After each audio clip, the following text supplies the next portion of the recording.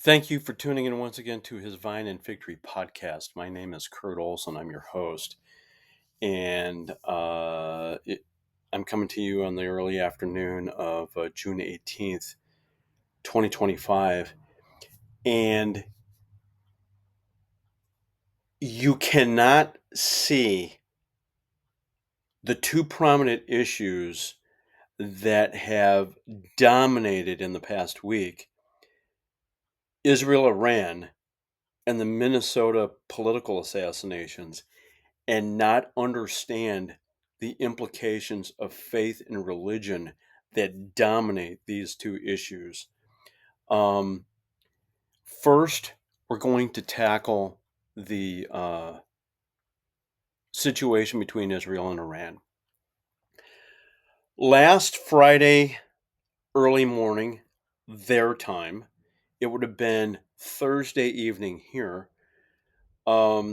Israel initiated preemptive strikes on Iran because Iran was very close to having the capability of having the nuclear capabilities of producing nuclear weapons. And that is a non starter for the nation of Israel. So, um, people who have listened to this podcast over the past 5 months know that this has come up occasionally here. And Israel has wanted to act preemptively even before now. They only didn't because Trump was in a process of attempting to negotiate with Ayatollah Ali Khamenei. And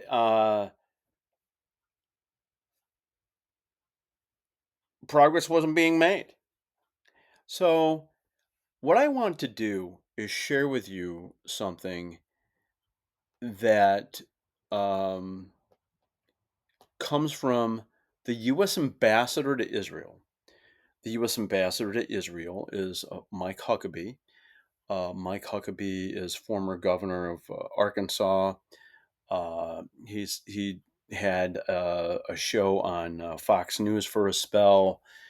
That show would eventually land on Trinity Broadcasting Network. And Mike Huckabee is an evangelical. Um, and he wrote a note to Trump as there has been this banter about, you know, the U.S. getting involved with Israel and attacking Iran. Do we just send up uh,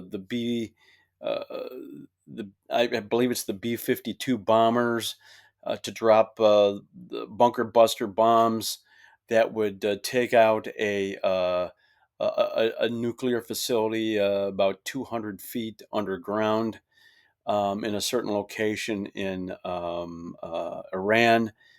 So this conversation has been unfolding, and there's a lot of people in his ear.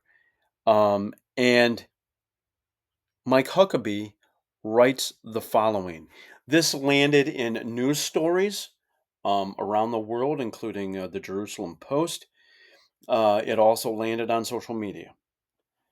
Mr. President, God spared you in Butler, PA to be the most consequential president in a century. Perhaps, or maybe ever. The decisions on your shoulders I would not want to be made by anyone else. You have many voices speaking to you, sir, but there is only one voice that matters. His voice. I'm your appointed servant in this land, and available for you, but I do not try to get in your presence often because I trust your instincts. No president in my lifetime has been in a position like yours, not since Truman in 1945. I don't reach out to persuade you, only to encourage you. I believe you will hear from heaven, and that voice is far more important than mine or anyone else's. You sent me to Israel to be your eyes, ears, and voice, and to make sure our flag flies above our embassy. My job is to be the last one to leave. I will not abandon this post. Our flag will not come down. You did not seek this moment. This moment sought you. It is my honor to serve you, Mike Huckabee. Um, Now, that reference to Harry Truman in 1945 obviously is the consequential decision that Truman had of dropping atomic bombs on Hiroshima and Nagasaki that killed tens of thousands of Japanese and had lasting impact on those cities and the areas around them. And the good news is today we are friends with the Japanese. That could have turned out very differently. But the spiritual overtones of this letter, note, however you want to describe it, cannot be missed. He's saying your life was spared for this moment, and the moment sought you, not anyone else. And there's a lot of people getting in your ear to say X, Y, and Z. But the only voice you need to be listening to is to God. And the spiritual and faith and religious implications of this quick letter from Mike Huckabee to the president um, cannot be overstated. Um, it, it's dripping off the computer screen. And I mean, I can quibble with what he writes here. Most consequential president in a century, maybe ever. Um, I don't think we're ever going to have a president that beats the consequential implications of Abraham Lincoln saving the Union. Um, and frankly, I can even quibble with what's more consequential, this moment or sparing the world of the Soviet Union communism in the late 80s as unfolded with Ronald Reagan, Pope John Paul II, and British Prime Minister Margaret Thatcher, or former British Prime Minister Margaret Thatcher. Um, I can quibble about that. So those arguments can be had, those conversations can be had. Uh, but the spiritual implications of this note is glaring. And you have people on social media saying, oh, this is the perfect reason why there should be a separation of church and state. Well, the people who say that only say that because of how the Supreme Court has interpreted separation of church and state. We're basically erecting these walls where faith has no role in the public sphere. And that's wrong. As a Baptist, I think I have room where I can talk about this. The Danbury Baptists, back at the time, the early days of our country, Thomas Jefferson writes a letter of separation of church and a wall of separation. And that was because Baptists didn't want an official religion in the individual states like you have over in Europe, where you have official religions like the Anglicans in Europe and the Lutherans in Germany and Scandinavia. Um, so there's that issue. There's people on the left with their hair on fire. Oh, how dare Mike Huckabee uh, bring religion into this conversation? and that somehow the president can hear the voice of God. What insanity. I mean, this is how these people think, but people of faith, people who understand that we are also spiritual beings and that's a vital part of our lives, they understand the significance of this and it does not get missed at all. Now, it will be interesting in the days ahead what happens, but time will tell. But an obvious faith issue has emerged in this prominent issue that is dominating primetime news, cable news, and elsewhere. Secondly, the political assassinations in and assassination attempts in Minnesota. So, in the early hours of Saturday, this would have been the 14th. Um, a guy in a vehicle that looks like a police car and dressed somewhat similar to a cop arrives at the home of State Senator Jeff Hoffman, a state senator in Minnesota, and he shoots the state senator, 9 times, and his wife Yvette 8. Uh, as we, as I'm taping this, John Hoffman has endured multiple surgeries with doctors attempting to save his life, and his wife is out of the woods and is going to survive. Meanwhile, um, just a short while later, same person arrives at the house of House Speaker Melissa Hortman and shoots and kills the House Speaker Melissa Hortman and her husband Mark. And the initial details when we found out about the person of interest, and because the person who did the shootings had an encounter with law enforcement at Hortman's house, and it was like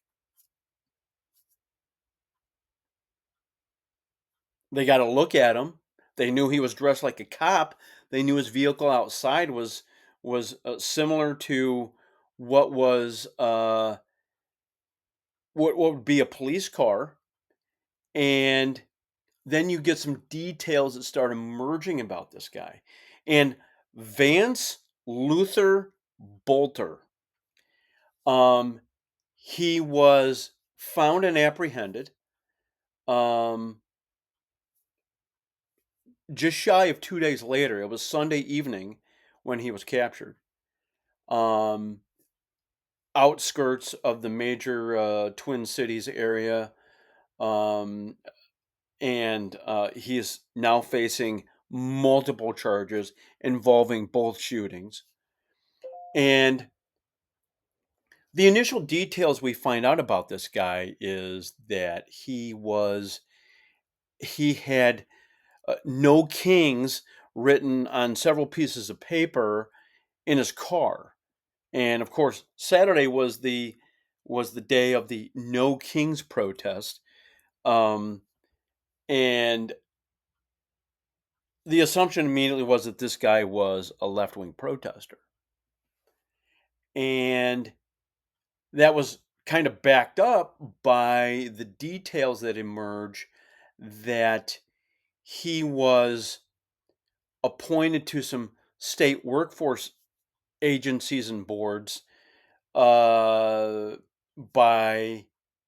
left-wing former governor Mark Dayton and recently and current governor Tim Walz. and that the alleged murderer's wife served as an intern for Tim Walz. And those threw up all kinds of flags. And I mean, even I put up something on social media that you because some people on the left were trying to make this person out to be a conservative, someone right of center. And I'm like going, two liberal governors make appointments to state um, workforce agencies, and the guy's a conservative, or the guy is right of center. I find that hard to believe. It doesn't pass the smell test. But we come to find out that Vance Luther Bolter has been active in church life. In fact, his church, Jordan Family Church, had to put out a statement because they were devastated by what unfolded on last weekend. And they're now cooperating with law enforcement as well. And we come to find out that this Vance Luther Bolter was involved in the Evangelical Lutheran Church in America. And he was involved in some ministry at one point.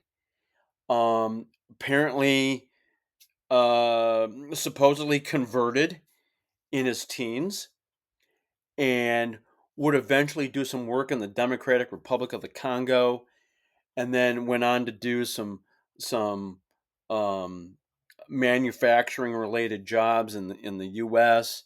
and did a couple of other things.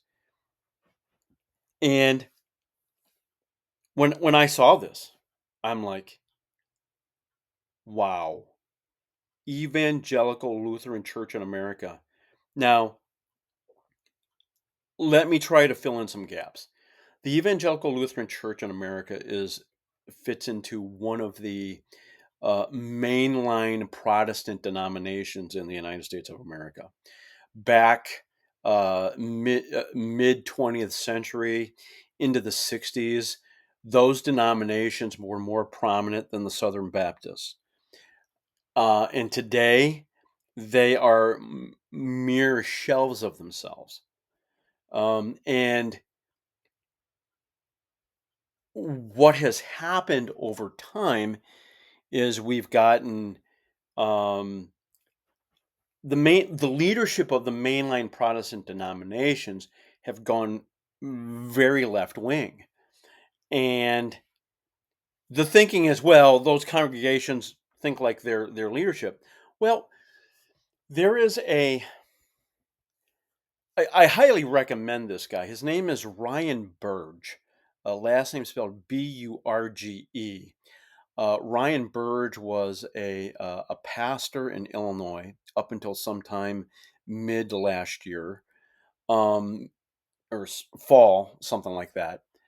And he has also been a professor at, I believe, Eastern Illinois University. And he is perhaps, outside of George Barna, the most trusted voice for data involving the faith communities. And Ryan Burge has been occasionally putting out some information involving the 2024 election, involving various faith groups. You know, he started with like evangelicals, and he's also done Jews, Catholics, blacks, black churchgoers, um, and his information on mainline Protestant denominations is really basic. The Episcopal Church is left wing, and the people in the pews are left wing. But when you get to the other mainline denominations, the Methodists, Lutherans, Presbyterian Church USA, you suddenly have a very interesting thing taking shape, where the leadership of the denominations and the churches have gone left wing. You have people in the pews who have been trending toward more and more voting right of center. And as someone who has been in the church my entire life, if I was sitting under a pastor and leadership of a denomination that was left wing and they were pushing left wing political ideas from the pulpit, I'm out the door. Why these people don't do that is beyond me. But what we're finding out about Bolter is that he was in the Evangelical Lutheran Church in America, very active. And what caused him to plot the murder of multiple people? He had a hit list of 45 people. He succeeded in killing two. The sitting House Speaker and her husband almost killed another state senator in Minnesota and his wife. And the story is at the Hoffman house, the mom got in the way because he was taking aim at the kids. Who does this? Who, with any kind of spiritual upbringing and any talk of conversion, goes off the rails like this? I don't know. I can't explain it. And the best thing I can come up with at this moment in time is that there are people who are becoming too focused on politics at the expense of the other important things in life. And the politics is consuming them. And potentially, in the case of Vance Luther Bolter, the man now apprehended and facing multiple charges, could be his undoing. And he's innocent until proven guilty. But the police believe he is the person who committed these crimes. And last word on this, last word. Political assassinations in a constitutional republic, these two things don't go together. This is the kind of stuff you read about in a jealous Russia with Vladimir Putin going after his political enemies. This is something you read about in some thuggish third world dictatorship where some paranoid guy doesn't like these voices that are popping up and potentially challenging him and take out opponents. But this is not a sign of a healthy constitutional republic. And this cannot continue. And just weeks ago, I shared some things about a study that emerged about how the left was justifying murders of people. We had United Healthcare CEO Brian Thompson shot on the streets of New York City in the wee hours of the morning back in December. And just weeks ago, we had a couple people leaving a Jewish museum that were soon to be engaged, and they were shot in cold blood. And political violence, really? Yes, we've had famous people shot in this country, and they were shot because of who they are. But this is not a healthy sign for our country. Two final stories I want to bring to your attention, and I'm trying to make this as quick as possible. The first one is there was a decision just this morning released by the United States Supreme Court regarding Tennessee banning transgender surgeries and things connected to uh, dealing with gender dysphoria. The legislature stepped in, made a decision, and got challenged, went to the Supreme Court. A 6-3 decision in favor of what the legislature did. You can probably guess the three: Kagan, Sotomayor, and uh, um, Katani. What is it? Brown Jackson or Jackson Brown. Um, and there's going to be other decisions that are forthcoming from the Supreme Court, but that happened just this morning. Final story I'm going to bring to your attention. And there's a few things I'm going to share here that are going to be links in the podcast description to this podcast. But the last one involves election interference from the Chinese Communist Party in election 2020. So there were some stories that popped up in right of center media. I saw it prominently on town hall media websites. And what happened was this: in 2020,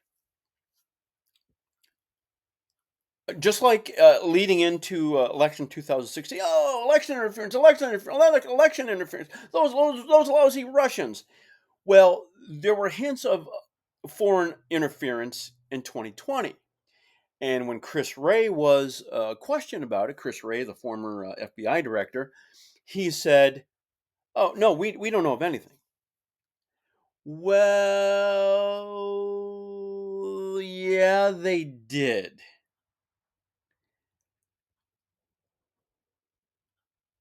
Information from FBI Director Kash Patel has been sent to U.S. Senator Charles Grassley, who did the initial inquiry about this back during the Biden administration, because word had come out that something was going on involving election interference. Well, this is what we're finding out. The Chinese Communist Party was taking personal data that they had acquired via TikTok. Hint, don't have a TikTok account. But what's happened here was this. They would take that information, they'd create fake driver's licenses, and they were going to use it to influence the 2020 election for Joe Biden. Now, what we don't know is how successful this scheme was in not only having fake licenses emerge, but people who should not have been voting in the US election ultimately voting in this election. And it was the perfect election to do it because we had basically, trimmed back in person voting because of COVID and all this other stuff. And the Chinese Communist Party take advantage of it, hatch this plan.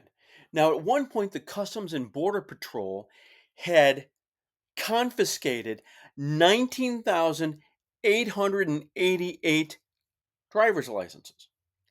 So Grassley had found out about this and he started asking questions. And it got kiboshed. And at the time things were even happening in real time, In 2020, oh, we don't know anything about foreign interference. Well, they did. And the FBI explained it away with, well, we need to re interview someone. In the podcast description details, I'm going to provide a letter that Chuck Grassley received just yesterday from Kash Patel. And no, I'm sorry, it's a letter he writes to the FBI based on the new information that emerged. So I'm going to include that. I'm also going to include um, a piece from former Professor Peter St. Onge on a piece of legislation Ted Cruz is pushing, doesn't expect to be passed, that involves the Fed and our economy. I want you to hear that. That runs probably 2, 3, 4 minutes. But a good explanation from a guy who's an economist, and we'll keep it simple for you. So I'm going to include that as well. And just some really interesting stuff going on, folks. And you can't miss the religious implications of events that are unfolding. And I thank you for those who watch. Please share it. I'd encourage you to do that. I have a new column that is coming out on Sunday. It involves MAGA, this collision course that has been unfolding this week involving Israel and Iran. I'm going to go into an explanation of what's happened, how it's happened, and what some people are saying as people are choosing sides. So you can look forward to that. And we are on Apple Podcasts, Spotify, YouTube. I encourage people to be vigilant, be eternally vigilant, be aware of what's going on. And until next time, God bless and goodbye.